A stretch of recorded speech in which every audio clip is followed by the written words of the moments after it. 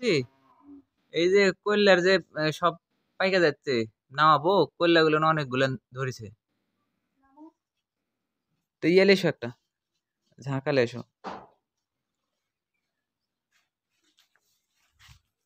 এই মিষ্টি কুমড়ারও তো ফুল ধরছে। হম, ওই যে উপরে কয়লা গুলো আছে।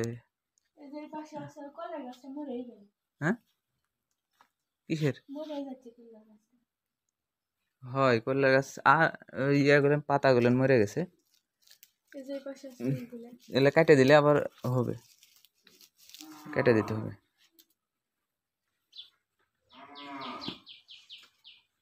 সব বড় হয়ে গেছে,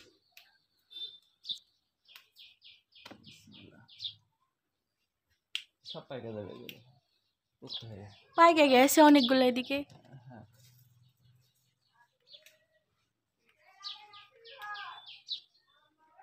আমার গাছের মালটাগুলো আমরা খাইতেই পারি না, মানুষে খায় খায় শেষ করে দেয়। পাকাটা ফেলা দাও।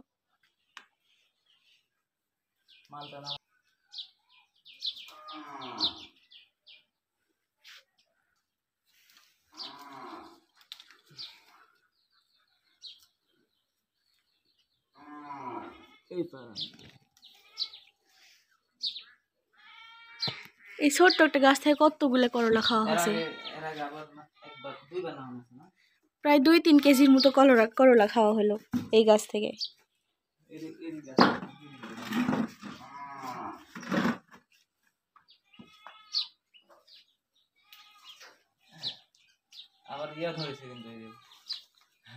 হ্যাঁ, করলা খাওয়া শেষ হয়ে গেলে যে মিষ্টি কুমড়া ধরবে। ফুল অলরেডি ফুটে গেছে।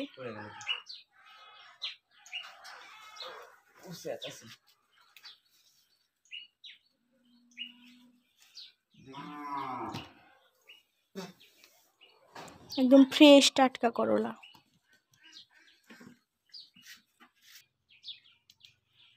মালটা নামাবো, এই যে এই মালটা নামাও একটু বড় দেখে। যাই বাড়ির মধ্যে ঢুকে মালটা খাওয়ার জন্য, দেখি কেমন লাগে।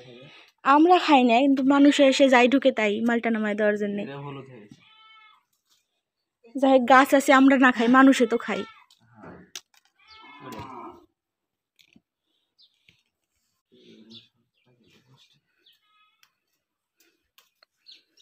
গাছটা একদম টিমটিমে শেষ হয়ে যাচ্ছে। গাছের গোড়া তো একদম ধরছে। এই গাছটা বীজ পড়ে এমনি হছিল, আমরা কিন্তু লাগাইও নি। এই যে মিষ্টি কুমড়ার গাছটাও এমনি হচ্ছে।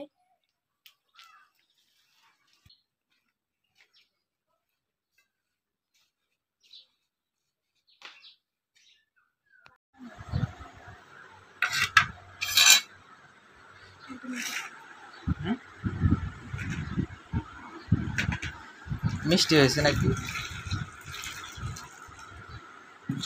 কেমন লাগবে খাইতে এখন?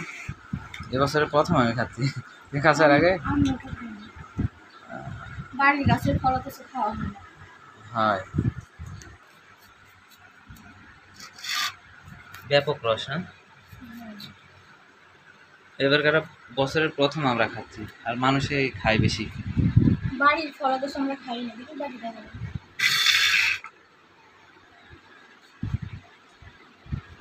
মানুষে খায় তো ভুলে যে ভালোই খায়। বাড়িতে আছে বলে অবহেলা করি, কিন্তু এগুলোই বাজারে বিক্রি হয়। খাইতে কেমন দেখি?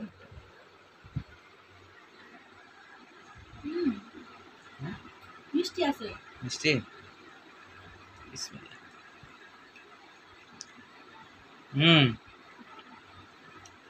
এটা মিষ্টি তো, যেদিন যাবে সেদিন মিষ্টি মিষ্টি আরো বেশি হবে।